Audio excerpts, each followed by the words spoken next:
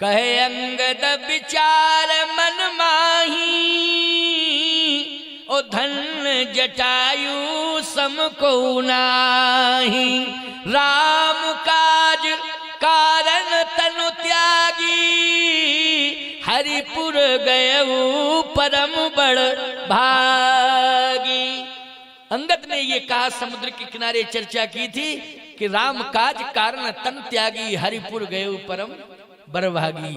वो हरिपुर चले गए हैं। बस सीता जी ने, सूरदास जी लिख रहे हैं, उसी समय माथा पटक दिया पृथ्वी पर। हा जटायु हा जटायु हा जटायु हा पिता जटायु हा पिता जटायु कह करके सीता जी ने अपना माथा पटक दिया पृथ्वी के ऊपर। बोलो ईमानदारी से विचार करना, जटायु जी साधारण है क्या? ये कर्म के बल पर आज सीता जी रो रही हैं। किसके पीछे रो रही है? जटायु के पीछे रो रही है। बोलो है, आज दुनिया रोती है, अपने अपनों के लिए दुनिया रोती है, लेकिन सीता जी वो हैं जो जगत की पुकार को सुनती हैं और जो जगत का दुख होता है उसको अपने प्रभाव से दूर करती हैं। वो हैं सीता जी। लेकिन आज सीता जी स्वयं दुखी हो गई। किसके कारण दुखी हुई हैं? जटायु के कारण। माथा पटक दिया, रोने लगी। और फिर जब होश में हनुमान जी ने संभाला, सूरदास जी कहते हनुमान जी ने संभाला माता जी को, माँ माँ माँ दुखी मत हो, दुखी मत हो। तो होश आया सीता जी को। जब होश आया तो सीता जी फिर पूछती हैं, ये बता सकते हो कि मृत्यु के बाद उनका अंतिम संस्कार किसने किया? पशु पक्षियों का कोई संस्कार नहीं करता है। वो लोग करता है क्या? कौन करता है? और फिर ऐसे अधम पक्षी का संस्कार कौन करेगा? सोचो जरा। कहीं ऐसा तो नहीं है कि मरने के बाद दुर्दशा को प्राप्त हुए हों जटायु? अंतिम संस्कार किसने किया है? क्या बता सकते हो? हनुमान जी ने कहा, हाँ ये भी याद है। क्या? स्वयं भगवान राम ने। अच्छा, गोस्वामी जी कह रहे हैं, अविरल भगति मांग बर, गीध गयऊ हरिधाम। तहि की क्रिया जथोचित, निज कर कीन्ही राम। तहि की क्रिया जथोचित, निज कर कीन्ही राम।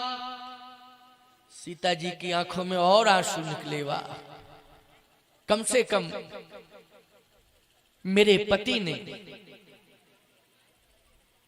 अगर मेरी रक्षा नहीं कर पाई तो मेरी रक्षा करने वाले को अपने हाथों में तो उठा लिया है, और हाथों में उठा करके अपना धाम दे दिया है। मुझे तसल्ली है कि मेरी रक्षा नहीं कर पाई, लेकिन मेरी रक्षा करने वाले, क्यों भाई, मेरी रक्षा करने वाले को हाथों में उठा लिया है। बस किशोरी जी कहती हैं कि मुझे विश्वास हो गया कि धाम में भेज दिया है। कहाँ भेजा है?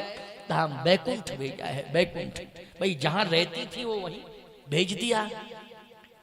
तो बेटी को ये पता चल जाए कि मेरा बाप सुरक्षित स्थान पर है। क्यों भाई? मेरा बाप सुरक्षित स्थान पर है, तो उस समय बेटी को सुख मिलता है। क्या? यह सुनकर के क्या मिलता है? सुख मिलता है। इसलिए सीता जी को सुख मिल गया। तहीं की क्रिया जथोचित निज कर कीनी राम। दुख दूर हो गया। हनुमान जी ने एक बात पूछी कि माता जी ये जटायु है कौन? हम अभी तक नहीं समझ पाए, क्योंकि चर्चा ही चर्चा सुनी है, लेकिन आपने तो स्वयं देखा है। वो है कौन? क्या किया ऐसा उन्होंने? तब सीता जी ने जटायु की कथा सुनाई हनुमान जी। देखो, दुनिया राम कृष्ण की कथा सुनाती है। बोलो, सुनाती कि नहीं सुनाती है? लेकिन सीता जी जटायु की कथा सुनाती है। बोलो, सुना रही है कि नहीं? जीव की व्यथा को स्वयं परमात्मा श्री जानकी जी क्या है? गिरा रथ जल बीच सम कहियत भिन्न न भिन्न। जो राम है वही सीता है, जो सीता है वही राम। राम सीता में कोई अंतर नहीं है। लेकिन प्यारे ध्यान से सुनना, समझने की कोशिश करना। तहीं की क्रिया जथोचित निज कर कीनी राम। जब ये सुना तो याद रखना सीता जी कथा सुनाने लगी। बोलो जटायु की व्यथा कथा बन गई कि नहीं बन गई? बन गई कथा।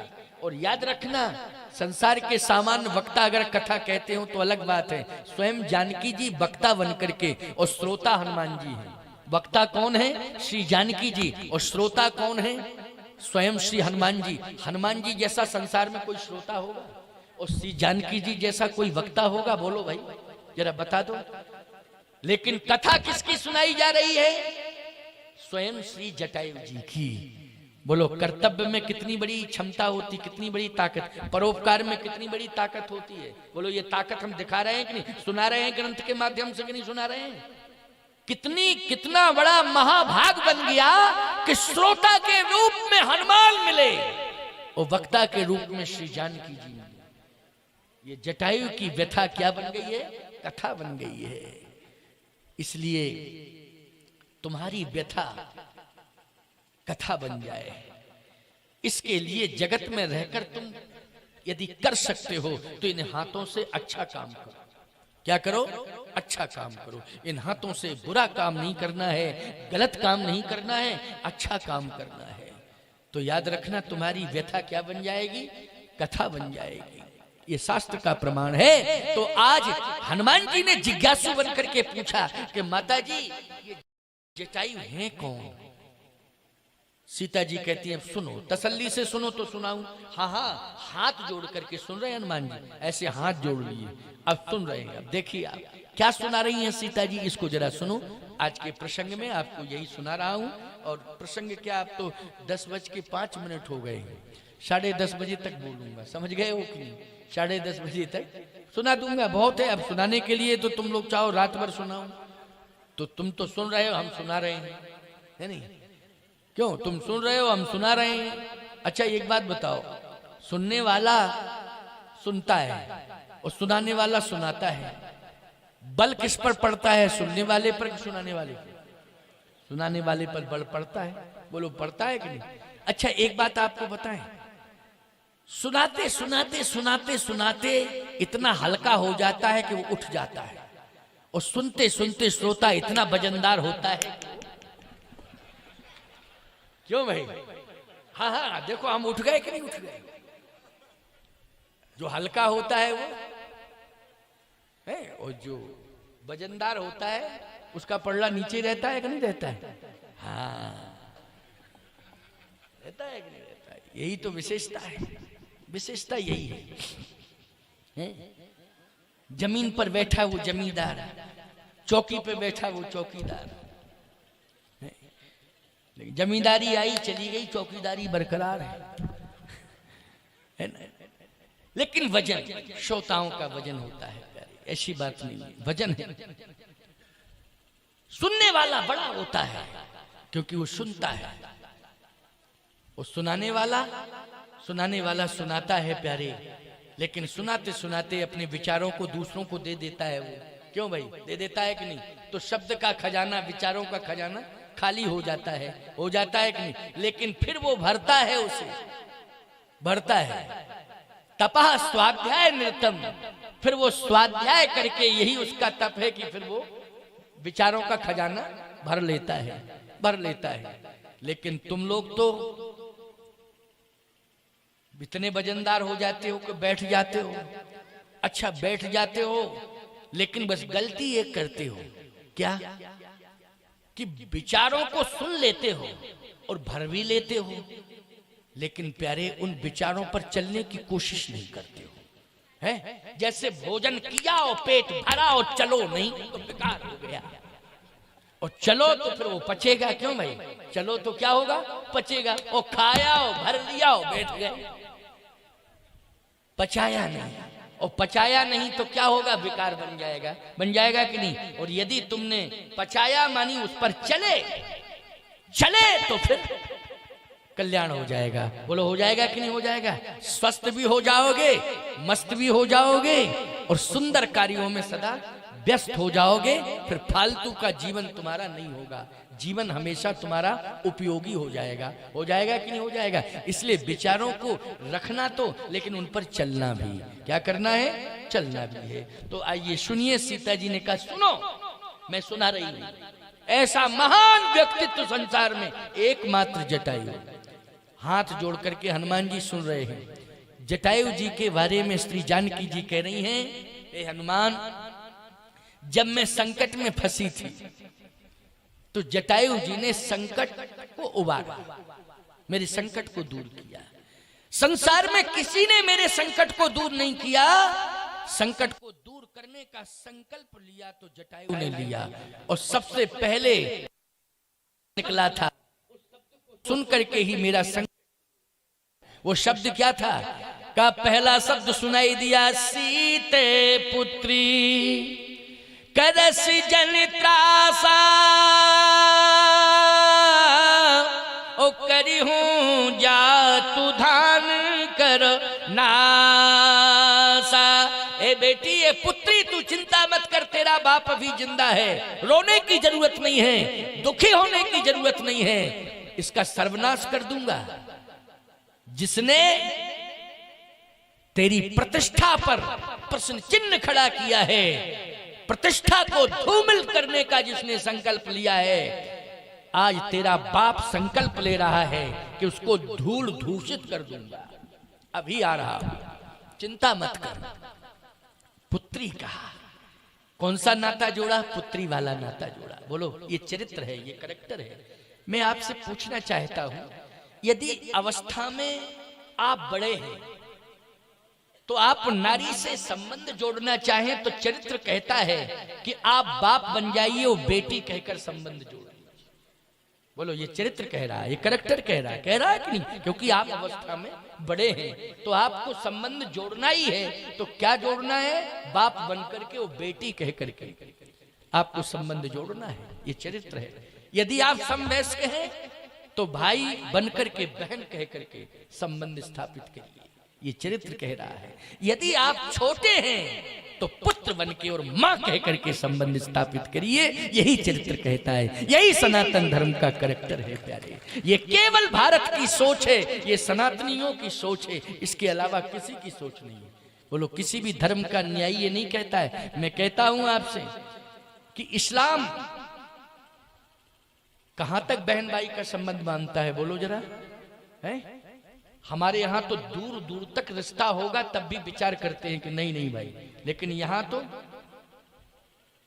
ना चाचा का संबंध मानते ना ताऊ का संबंध मानते। बोलो भाई, चाचा ताऊ इनको मानते नहीं कुछ। बोलो, कहां मानते हैं? हम ज्यादा कहने की जरूरत ही नहीं। प्यारे,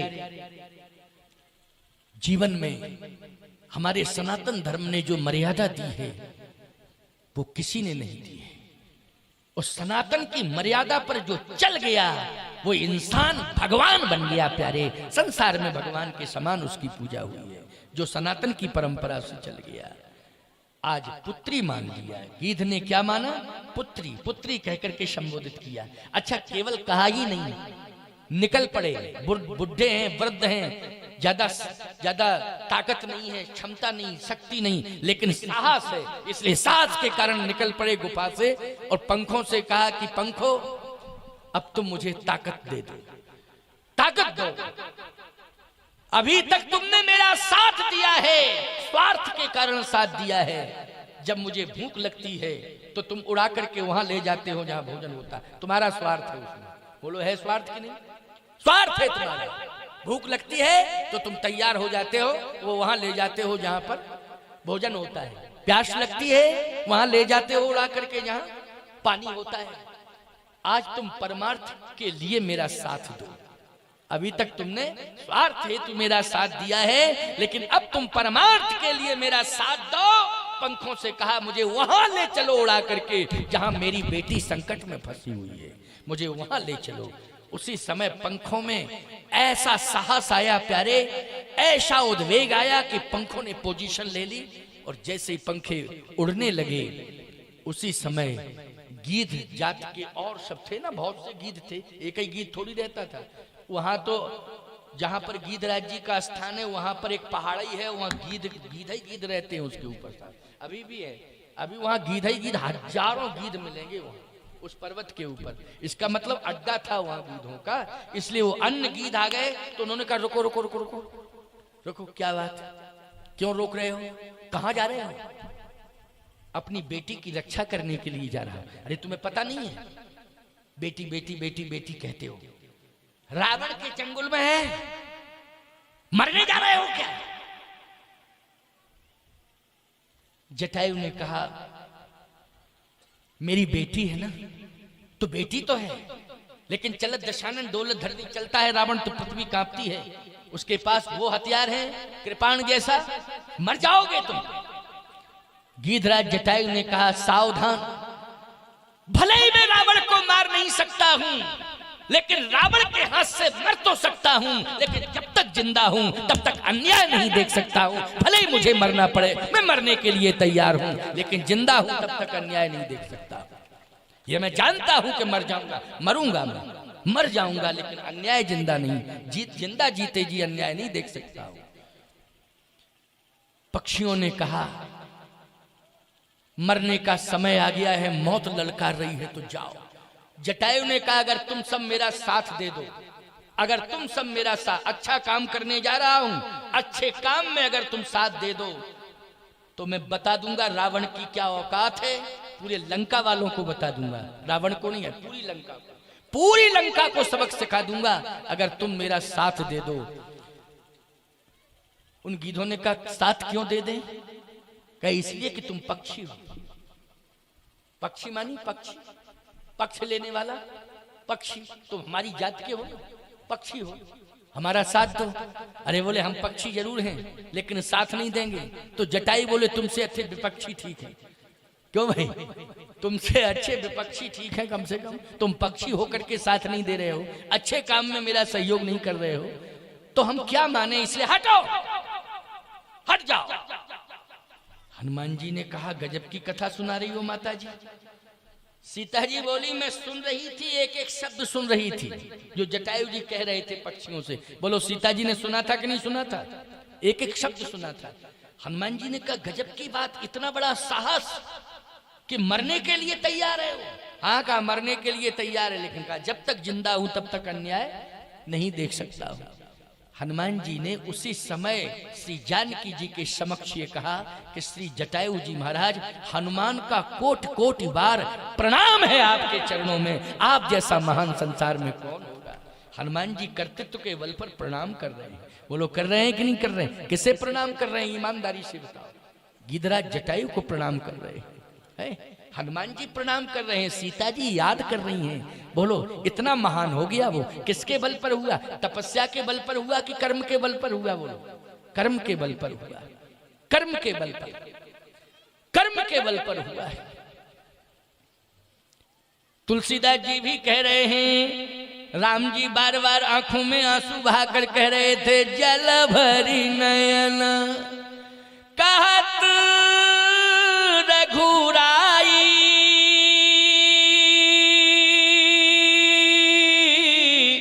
ओ तात कर्म ते निज गति पाई। बार बार आंखों में आंसू भरकर प्रभु राम कह रहे थे तात कर्म ते निज गति पाई, कर्म के बल पर आपको मोक्ष मिल रहा है, निज गति पाई, जहां मेरा धाम है वो मिल रहा है। किसके बल पर मिल रहा है?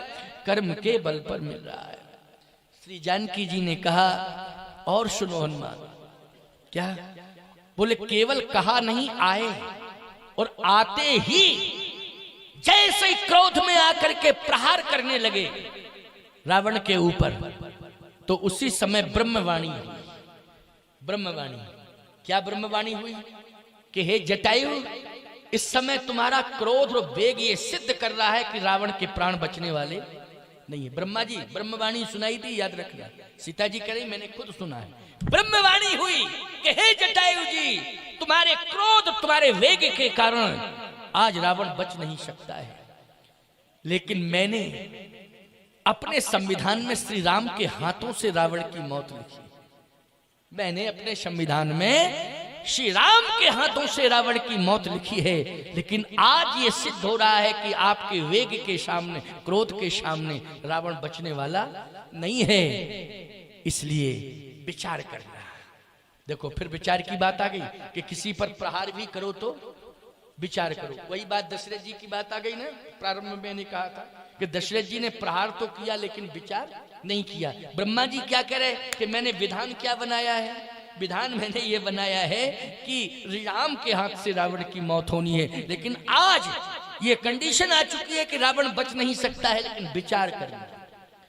जटायु जी ने विचार किया, विचार किया। क्या विचार किया अब आप देखें। चौचन मार विदारिस देही,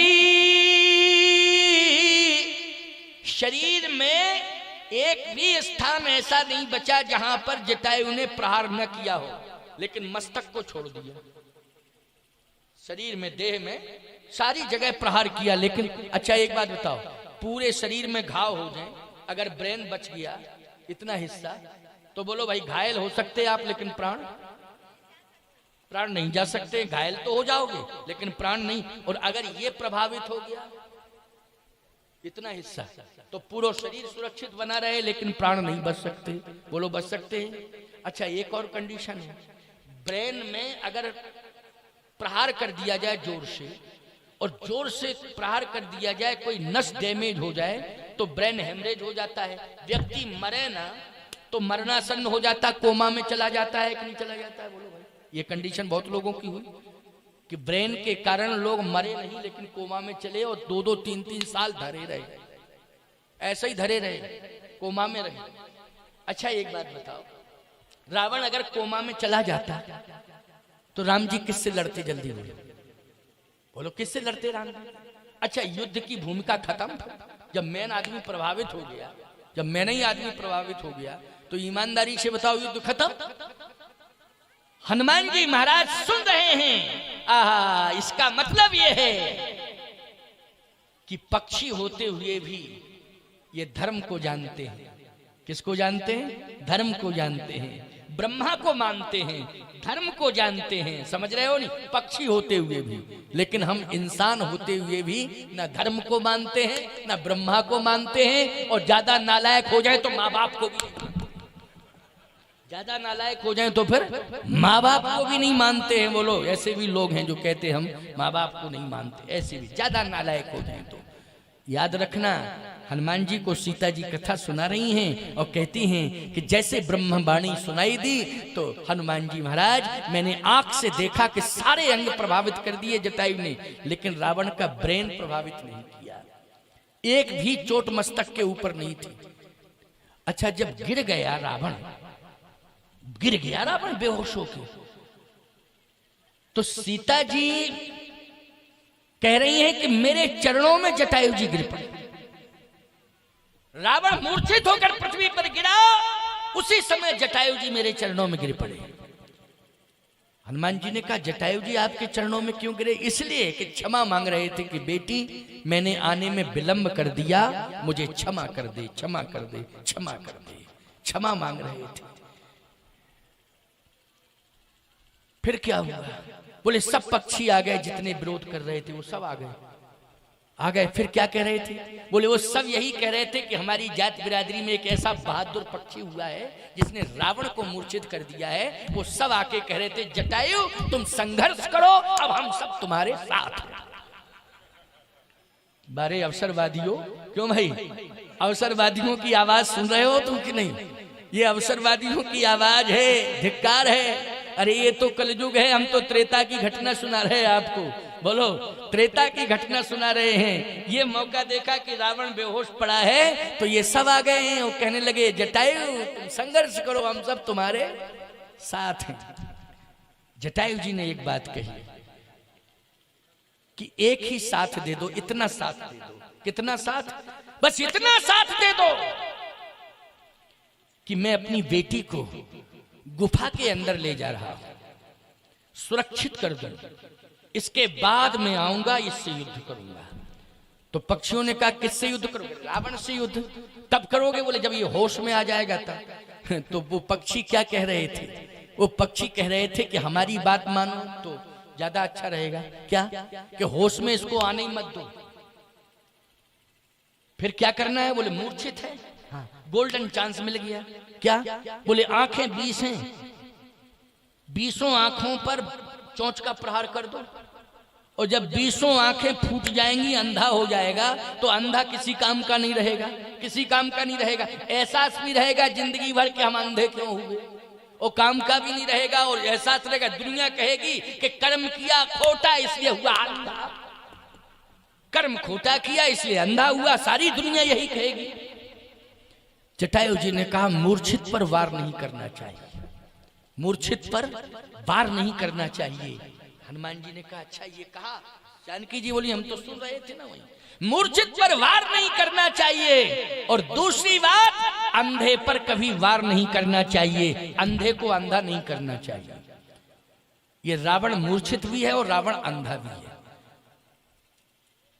हनुमान जी ने कहा अंधा तो नहीं था वो, लेकिन जटायु ने कहा कि वो अंधा है। पक्षियों ने पूछा कि अंधा कहां है, तो गिद्धराज जटायु ने कहा अंधा वो नहीं है जिसकी आंख फूट गई है, जिसके दृष्टि नहीं है वो अंधा नहीं है।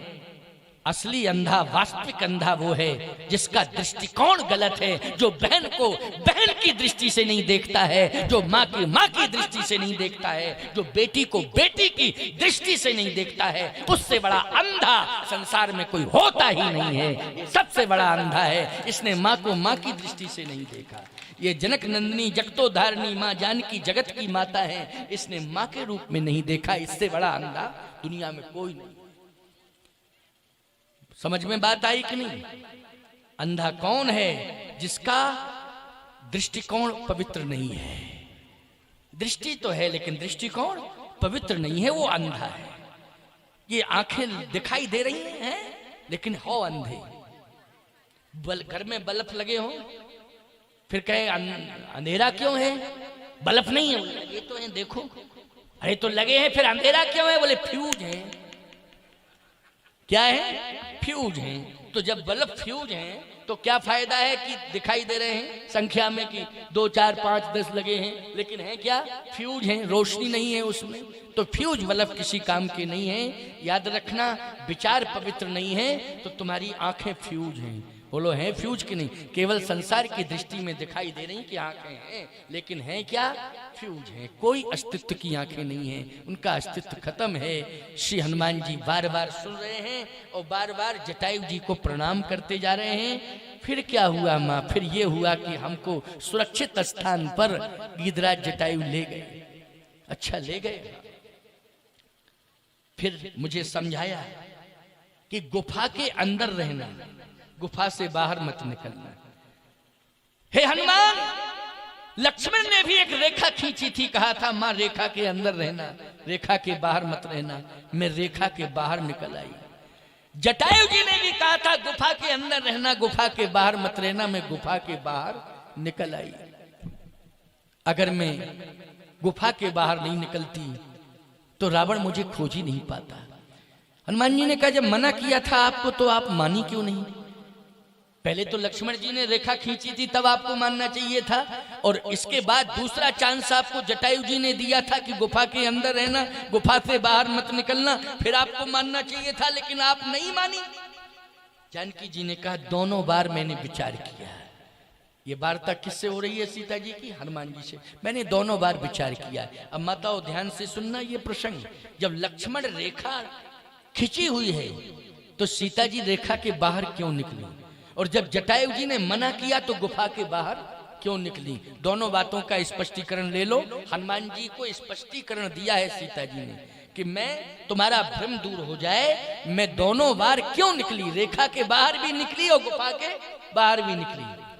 रावण आया और जैसे ही कहा भिक्षाम देहि, ये शब्द निकला था पहले रावण के मुख से, भिक्षाम देहि, तो मैंने कहा कि कोई भिक्षा मांग रहा है। तो मैं आई, देखा कि कोई भिक्षा मांग रहा है, साधु वेश में आया है, भिक्षा मांग रहा है। तो मैं कंदमूल फल लेकर के पहुंची। तो मैंने कहा कि महात्मा रेखा के अंदर आओ, मैं बाहर नहीं जा सकती हूँ, रेखा के अंदर आओ, भिक्षा ले लो, मैं भिक्षा दे रही हूँ। तो रावण आने लगा। जैसे रावण आने लगा तो रेखा के पास पहुंचा तो एक अग्नि की दीवार खड़ी हो गई।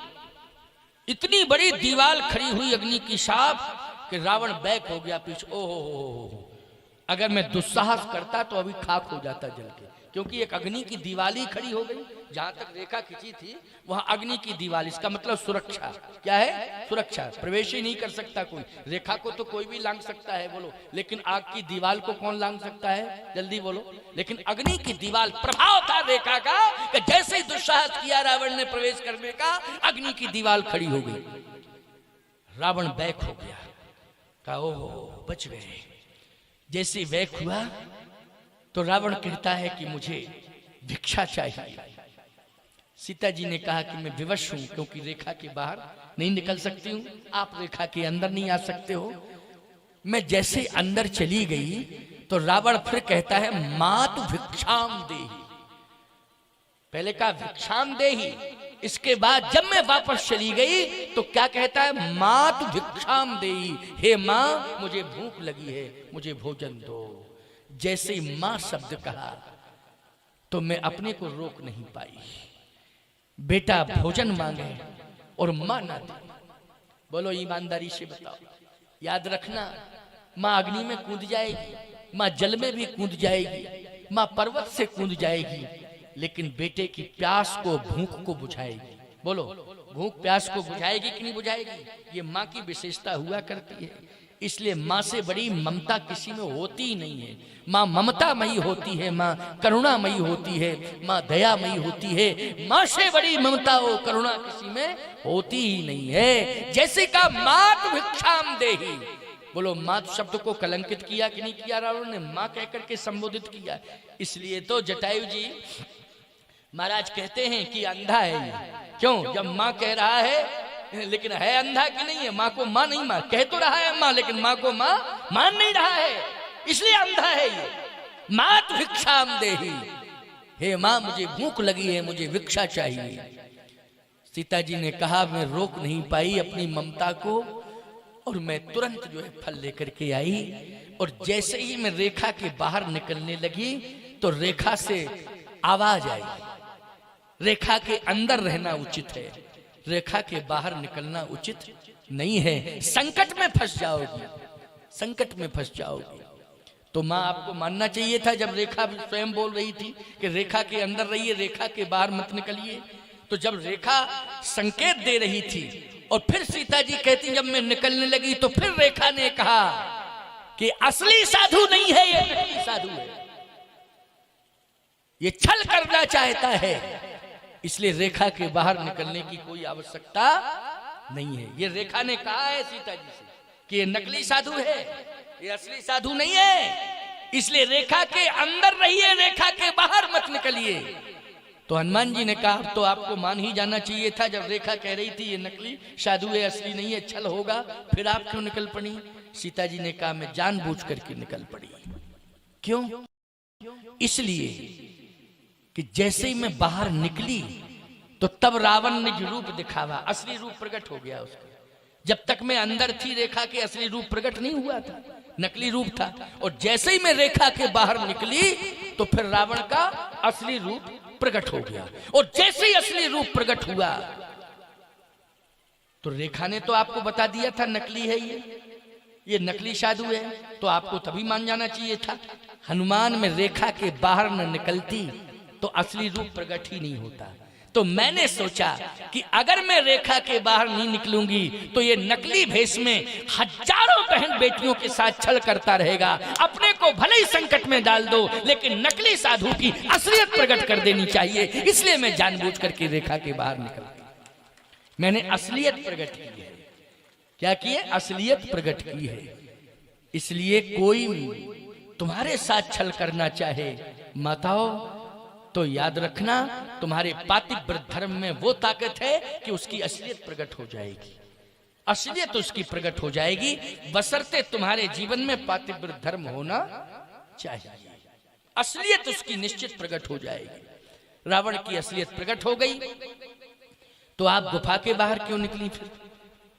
भाई ठीक है, यहां तो आपको असलियत प्रकट करनी थी, लेकिन आप समझ गई थी। और जटायु जी महाराज बार बार कह रहे थे कि अब आप गुफा के बाहर मत निकलना, तो आपको गुफा के बाहर नहीं निकलना चाहिए था। सीता जी ने कहा इसमें भी एक कारण है हनुमान। क्या? जिस समय जटायु जी पहुंचे रावण के पास तो रावण ने कराल कृपाण से दोनों पंख काट दिए। तव सक्रोध निश्चर खिसियाना, ओ कारिसी परम कराल कृपाना।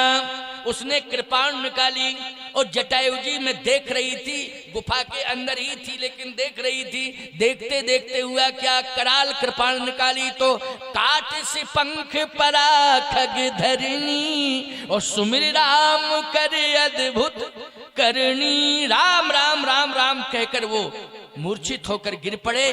पंख दोनों अलग हो गए, एक पंख इधर एक पंख इधर। बिना पंख के जटायु जी राम राम राम राम कह रहे थे। तब मैं रेखा के बाहर इसलिए निकली, मैं प्रतिज्ञा करके, मैं गुफा के बाहर इसलिए निकली, प्रतिज्ञा करके निकली। रेखा के बाहर इसलिए निकली थी, नकली साधु की असलियत प्रकट करनी है, और गुफा के बाहर में निकली तो प्रतिज्ञा करके निकली थी कि तूने मेरे पिता को आज मौत के घाट उतार दिया है। अब सीता लंका में जाकर के तेरे समूल परिवार को मौत के घाट उतार देगी, तेरा समूल वंश नाश करेगी। अब मैं प्रतिज्ञा कर रही हूं, इसलिए मैंने जटायु जी महाराज का बदला लेने के लिए प्रतिज्ञा की थी, इसलिए मैं गुफा के बाहर निकली रावण का विनाश करने के लिए। बात समझ में आई कि नहीं? रावण का विनाश करने के लिए सीता जी का संकल्प वही हुआ था विनाश का।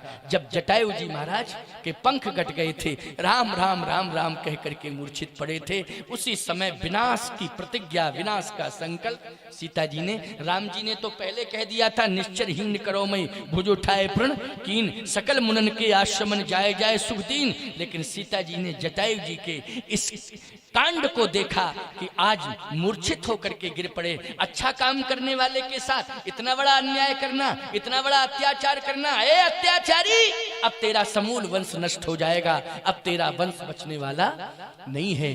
तो आज सीता जी ने जब ये मर्म सुनाया हनुमान जी को, तो हनुमान जी बस उसी समय कहने लगे, हे माँ, अब कछुक दिवस जननी धर धीरा,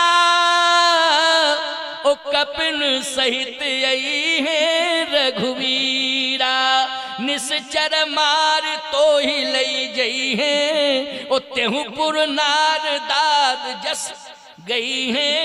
हे माता, अब कुछ दिन तक धैर्य धारण करो, विनाश होने वाला है लंका का, लंका का विनाश होने वाला है, विनाश होने वाला है।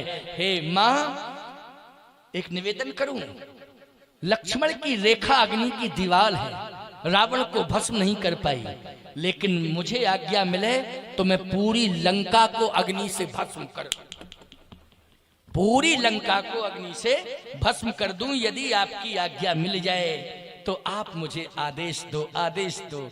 याद रखना, श्री जानकी जी ने एक ही आदेश दिया है, देख बुद्धिबल निपुण कपि कहो जानकी जाओ, रघुपति चरण हृदय धर तात मधुर फल खाओ।